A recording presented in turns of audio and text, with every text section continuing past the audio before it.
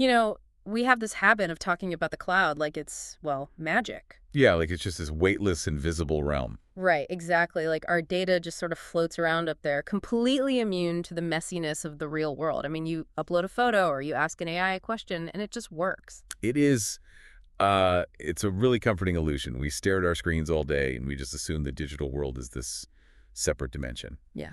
But the reality is that the internet is intensely physical. Yeah. I mean, it's made of massive concrete buildings, humming servers, underwater cables, and, just immense amounts of electricity. And today is Thursday, July 16th, 2026, and that illusion of a weightless digital world is, well, it's totally cracking. Welcome to today's deep dive. Glad to be here. We are looking at a stack of sources today, specifically this massive morning briefing that covers a huge sweep of global shifts in technology, education, cybersecurity, and just world events in general. There is a lot to cover today. There really is. And the mission for our deep dive today for you listening is to explore the fascinating and honestly pretty messy collision between our boundless digital ambitions, like hyper-fast AI and trillion-dollar computer chips, and the incredibly fragile, very physical reality we actually live in. Yeah, it's really the ultimate reality check. I mean, Yeah. we're building these futuristic digital empires, but they remain entirely dependent on uh, biological health, the natural environment, and some very volatile geopolitical choke points. Okay, let's unpack this because we really have to start with the physical foundation of this digital boom. Right. We're looking at a trillion-dollar tech explosion that is directly tied to a geopolitical energy crisis right now. The briefing notes some truly staggering investments in hardware. Yeah, to really understand the scale, you have to look at what Samsung and SK Hynix just announced. They're rolling out a joint plan to invest over $1 trillion collectively over the next decade. Wait, a trillion? With a T. With a T. Over $1 trillion. And this is specifically to build new semiconductor clusters and AI data centers in South Korea. Wow. We're talking about laying down concrete, massive cooling systems and power grids on a totally unprecedented scale. So $1 trillion just to keep up with the physical demand of running software? Basically, yeah, because the demand is just insatiable. Hmm. Global semiconductor sales just hit $120.6 billion in May of this year. Which is huge. It's more than double the same month last year. And TSMC, they're the giant in chip manufacturing. They just posted a record second quarter revenue of $39.6 billion. That's incredible. And their most advanced 3-nanometer chips. They are completely sold out through the end of the year. Due to AI demand, you just can't get them. Okay, let's pause on that for a second, because the term 3-nanometer gets thrown around a lot in tech headlines, right? But what does that actually mean for the physical world? Right, so a nanometer is unimaginably small. Just to picture it, a human hair is roughly 80,000 to 100,000 nanometers wide. Okay, so microscopic. Beyond microscopic. When we talk about a 3-nanometer chip, we're talking about etching transistors so small that you can pack billions of them onto a piece of silicon the size of your fingernail. That is wild. It is. And the denser you pack those transistors, the faster and more powerful the AI can process information. But there's a major physical trade-off here. Heat, right? Exactly. Packing that much computational power into such a tiny space generates a massive amount of heat. Cooling those chips and powering those data centers requires an astonishing amount of physical energy. Which brings us perfectly to the Strait of Hormuz. Because we have this trillion-dollar boom in tech infrastructure, and it's completely relying on cheap, available energy. Right. But the briefing details this escalating physical conflict happening at one of the world's most critical energy choke points. The United States and Iran have exchanged another round of strikes. Yeah, looking at the sequence of events from the brief, Iran's Revolutionary Guard targeted U.S. military facilities in Bahrain and some radar systems in Oman. And the U.S. hit back. Right.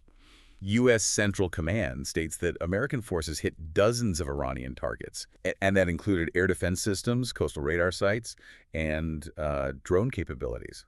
Plus, the U.S. has now reinstated a naval blockade of Iranian ports near the strait.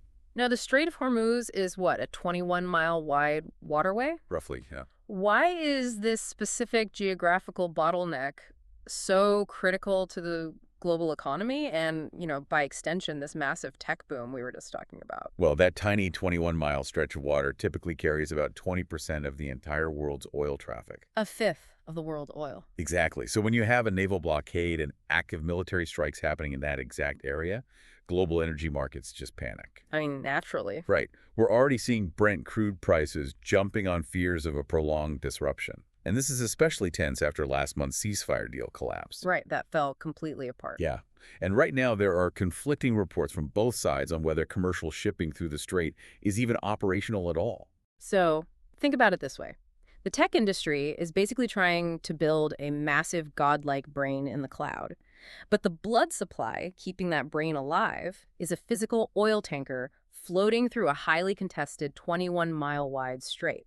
That is a great way to put it. Every piece of cloud data you access, every AI prompt you run, it's tethered to physical energy costs. It's not magic. No, not at all.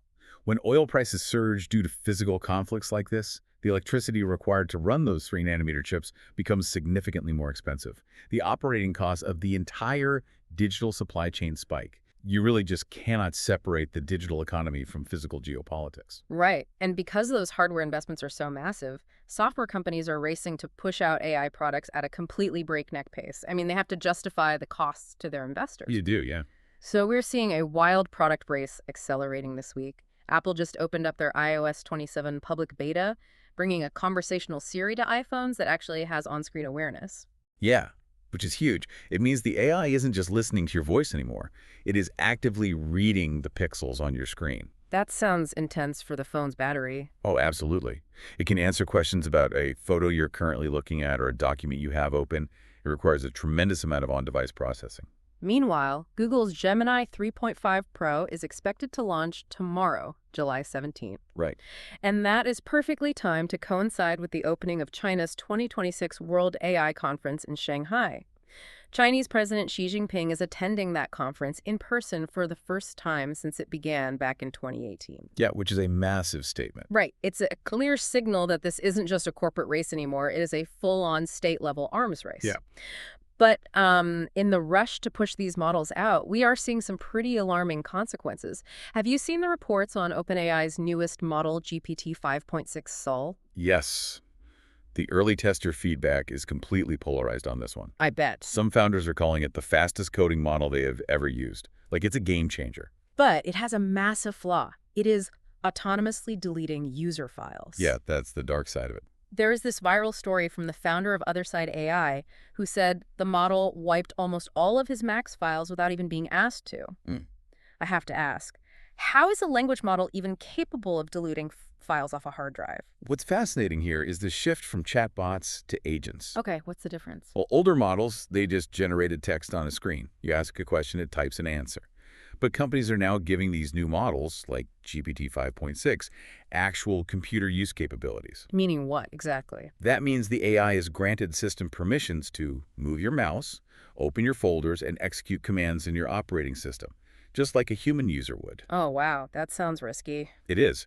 When an AI with those deep permissions hallucinates, or even just misunderstands a prompt, it doesn't just output a weird text answer anymore. It can execute a destructive action, like dragging your critical project folders straight into the trash.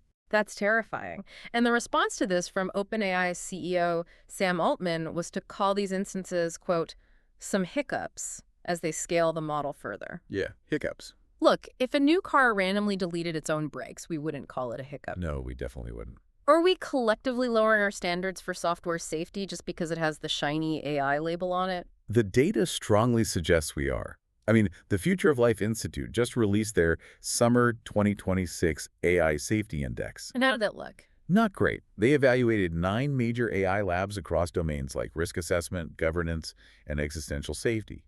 And not a single lab got above a C+ hit. Not a single one. No. Anthropic managed the top grade, and that was just a C+. OpenAI and Google DeepMind received a C.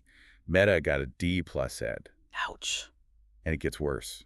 XAI, DeepSeek, and Mistral all failed entirely. So F's across the board for the labs that are pushing the envelope the hardest. That's reassuring. Right. And perhaps more concerning than the grades themselves is the policy shift going on right now. The panel flagged that several major labs, and this includes Anthropic, OpenAI, and Google DeepMind, are quietly weakening or completely voiding their earlier pledges. Pledges to do what? To pause development if they cross certain safety red lines. They're just tossing those rules out. So the brakes are off, the safety grades are terrible, the models literally have the power to delete our files. And our response as a society is to rush to implement this technology into public institutions. Yeah, that seems to be the plan. Institutions that are frankly already failing at basic cybersecurity. I mean, let's look at the push into education. Anthropic just launched Claude for Teachers. Yeah, this is a big initiative. It's an AI assistant built specifically for the classroom, and it's offered completely free for verified K-12 educators. It integrates academic standards from all 50 states to help build lesson plans and grade papers. And state governments are scrambling to build guardrails for it. Ohio just became the first state, through House Bill 96, to mandate that every traditional public and STEM school district adopt a formal AI policy by July 1st, 2026. The focus of that bill is heavily on data privacy and FERPA compliance. For listeners who might not be familiar with that acronym, FERPA is the Family Educational Rights and Privacy Act. It's the federal law that protects the privacy of student education records. Right. So Ohio is essentially saying if you use this AI, you cannot feed sensitive student data into it. And Virginia just enacted something similar. There are actually 71 related bills being tracked across 27 states right now. Which, on paper, mandating strict AI governance and data privacy is a very forward-thinking policy. But it completely ignores the harsh reality of our current IT infrastructure. How so? Well, while legislators are drafting these really complex AI laws, Microsoft just had its July Patch Tuesday. A record-breaking 570 vulnerabilities were patched in a single month. 570. Yeah, that is the largest single-month batch in the company's entire history. And that included 3 zero-day vulnerabilities. Okay, break down what a 0-day is for us. A zero-day vulnerability is a flaw in the software that the vendor, in this case, Microsoft, had 0 days to prepare for, because hackers discovered it and started exploiting it before a fix even existed. That's a nightmare for IT departments. Total nightmare. One of these flaws was actually publicly disclosed before IT teams had any way to protect themselves. And it isn't just Microsoft struggling with this. The briefing highlights that SonicWall is warning about 2 0-days in its remote access appliances right now. One of them is rated as a CVSS 10.0. Yeah, that is as bad as it gets. Explain what a 10.0 actually means for the IT admins listening to this who are probably breaking out in a cold sweat. Yeah, so the Common Vulnerability Scoring System, or CVSS, operates on a scale of 1 to 10. A 10.0 is the absolute maximum severity flaw. So the worst possible scenario. Exactly. In this specific case, it allows an unauthenticated attacker, meaning someone who doesn't even have a password, they're just an outsider, to execute full administrative commands on the network. Wow. They essentially gain the keys to the entire kingdom without needing to hack a password. It is so severe that federal agencies were given a binding directive to patch or disconnect affected systems by July 17. And we are seeing the real-world fallout of these vulnerabilities right now. TriWest Healthcare Alliance, which manages the TRICARE West Health region for the military, they just notified nearly 12,000 military beneficiaries of a data breach. Yeah, that's a massive breach. Names, Department of Defense benefit numbers, and some Social Security numbers were totally exposed. And this happened back in April, but it's just being disclosed now. So you have a situation where IT teams at schools and hospitals are completely overwhelmed with basic perimeter defense. They are triaging 570 patches and maximum severity 0 days just to keep the lights on. We are mandating state-of-the-art AI policies for schools, but it is literally like installing a futuristic smart lock on a house where the walls are made of paper. That's spot on. How on earth can a school district manage complex AI governance and student data privacy when their IT department is drowning in active 0-day exploits? The digital infrastructure is just buckling under its own weight. And unfortunately, it's not just the digital threats that are moving too fast for us to contain. Our physical environment and biological realities are completely outpacing our governance. Yeah. If we look at the Democratic Republic of Congo, the Ebola outbreak there is accelerating at a terrifying rate. The sources confirm this is the Bundibugyo strain. It has passed 2,000 confirmed cases and more than 700 deaths, which makes it the third largest Ebola outbreak on record. And the speed of transmission is really what health officials are highlighting here. It surpassed 1,000 confirmed cases in roughly 40 days. 40 days? That's incredibly fast. It is. For context, during the 2018 outbreak, it took about 235 days to hit that exact same milestone. Why is this moving so much faster now? I mean, don't we have better technology than we did in 2018? We do, but biology doesn't wait for software updates. The virus is completely outpacing the mobile contact tracing tools and the telehealth infrastructure that local governments are trying to lean on. Right. When a virus spreads exponentially in areas with limited physical infrastructure, digital tracking simply cannot keep up. And to complicate things even further, there is no approved vaccine or treatment for this specific Bundibugyo strain. None at all. No. A small number of cases have reached Kampala in Uganda, though officials do note there's no evidence of community spread there yet. It is a stark reminder that while we worry about the speed of AI development, biological threats can still outmaneuver our best tech infrastructure. Absolutely. And we're seeing physical disruptions domestically, too. The climate impacts detailed in the brief are just impossible to ignore. Smoke from over 800 active Canadian wildfires, and nearly 190 of those are classified as out of control, has blanketed the Midwest and Northeast. New York City was ranking among the most polluted cities in the entire world this week. Yeah, you could barely see the skyline. Schools across Wisconsin, Michigan, Minnesota, New York, and Massachusetts have all had to cancel outdoor recess and move athletics indoors. Health officials are actually recommending N95 masks for people who simply have to walk outside. If we connect this to the bigger picture, navigating these intersecting crises requires incredibly stable, long-term leadership. Which is hard to find. Right. You need consistent policy to manage global supply chains, to regulate AI safety, fund cyber defenses, and coordinate international responses to viral outbreaks and climate disruptions. Which is exactly what major democracies seem to be lacking right now. Look at the UK. Following Keir Starmer's resignation, Greater Manchester Mayor Andy Burnham has emerged as the clear frontrunner for the Labour Party. He has, yeah. He secured 322 of the 403 Member of Parliament nominations on the first day. He could be sworn in as Prime Minister by July 20. And that would make him the UK's 7th Prime Minister in just 10 years. 7 in 10 years. A decade of constant political turnover paralyzes long-term progress. He's going to inherit a massive backlog of unresolved issues. Because the legislative process is so fractured, there is no coherent digital regulation in place. Not to mention the infrastructure. Exactly. The highly contentious zoning laws for those massive AI data centers we talked about earlier, they are completely stalled. So, with leaders turning over this quickly in major democracies, and crises like wildfires and viruses moving faster than our best tech can track, are our human governance structures fundamentally too slow for the reality of 2026? This really raises an important question. Our legislative institutions were built for an analog pace. Months of debate, committee hearings, and manual vote. Right, taking their time. But they're trying to regulate a hyperspeed digital world that iterates by the millisecond, all while the physical environment around them is quite literally on fire. The friction between human political speed and digital processing speed is just massive. It is heavy. It's a lot for you as the listener to take in. You've got geopolitical standoffs, failing AI safety tests, overwhelmed IT departments, and environmental crises. But despite all of this weight, we also have to look at how humanity finds resilience, because humans always manage to find distraction, debate, and even, a little joy. Yeah, the trending topics online right now are a perfect example of that cultural whiplash. If you look at what people are actually debating on social media today, the House just passed the Sunshine Protection Act, 308 to 117. It would make daylight saving time permanent nationwide. Finally.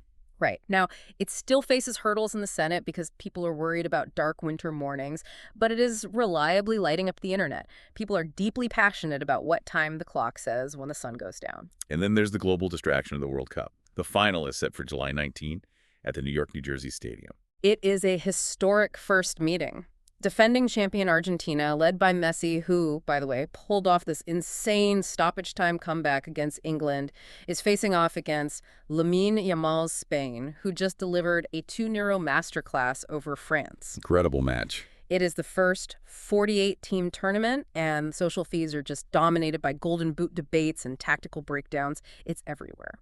But out of all the news today, the story that really stood out in the briefing is a moment of pure resilience. Happened off the coast of Costa Rica. And it involves a hawksbill sea turtle named Popeye. I saw this. Tell us about Popeye. So Popeye suffered a devastating physical injury. He lost a front flipper after getting tangled in a discarded fishing net. Oh, that's awful. It is. He was taken to a rescue center in Nosara, where veterinary surgeons had to amputate the damaged limb.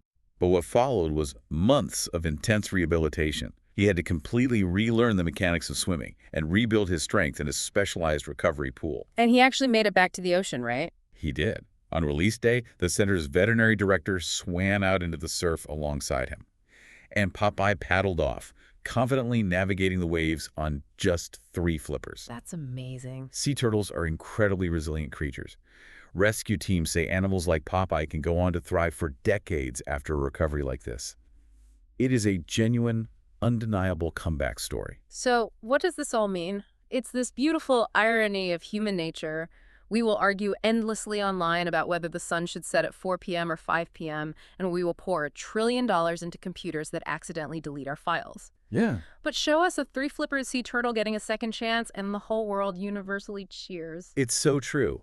The sources today reveal a world where we are desperately trying to build these massive digital futures, but we are building them on top of a highly volatile physical foundation. Yeah, that's the core of it. Whether it's the energy choke point in the Strait of Hormuz dictating cloud computing costs, our own vulnerable servers failing under 570 zero-day flaws, or a biological environment that is shifting faster than our institutions can govern it. Which leaves you with this final thought to mull over today. We spend so much time debating how to make artificial intelligence safe by tweaking its code and grading tech labs on safety indexes. But if our entire digital infrastructure is this incredibly dependent on fragile physical systems, energy choke points, understaffed IT departments, and the natural environment itself will the ultimate solution to AI safety actually come from securing our physical world first. Thank you so much for joining us on this deep dive. Stay curious, and we'll catch you next time.